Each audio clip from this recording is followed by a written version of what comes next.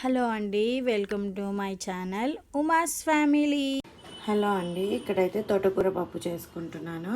దీనికైతే ముందుగా పప్పు కడిగి పెట్టుకొని అందులో కొంచెం పసుపు, ఒక 5 పచ్చిమిర్చి వేసి ఉడికించుకుందాం పప్పుని.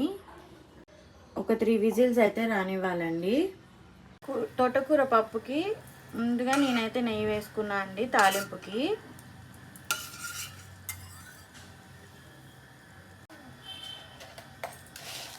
కొన్ని తాలింపు గింజలు వేసుకుందాము.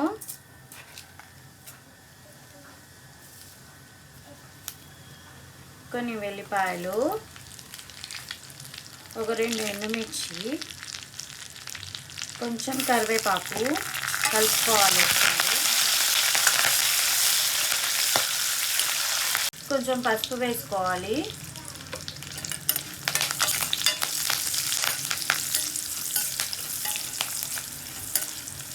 ఇందులో తోటకూర వేసుకోవాలండి. నేను ఇక్కడైతే 2 కట్టెలు తీసుకున్నాను తోటకూర.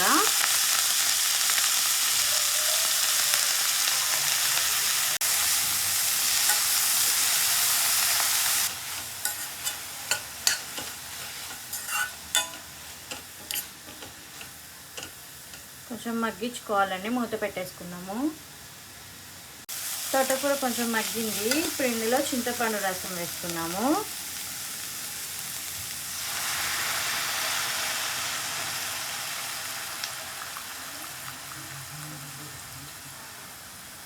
కొంచెం వేసుకుంటే సరిపోయిద్దండి పులుపుకి.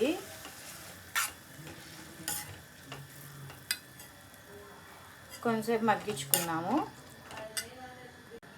కొంచెం ఉడికించుకోవాలి, మూత పెట్టేసుకుందాము. మంచిగా ఉడుకుతుందండి తోటకూర. ఇందులో మనం ముందుగా ఉడకబెట్టుకున్న పప్పును వేసుకుందామండి.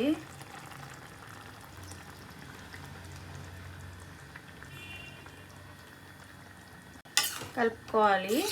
ఇలా ఒక 10 నిమిషాలు ఉంచుకొని ఉడికించుకోవాలి, మూత పెట్టేసుకుందాము. పప్పు అయితే రెడీ అయిపోయిందండి. మంచిగా ఉడికింది పప్పు అయితే. బంద్ చేసుకుందాము. చాలా టేస్టీగా ఉంటుందండి, తప్పకుండా ట్రై చేయండి మీరు కూడా. తర్వాత పొయ్యి బంద్ చేసుకోవాలండి. అంతే, తోటకూర పప్పు రెడీ అయిపోయింది. Please do subscribe, share and like చేస్తారు కదూ. Thanks for watching.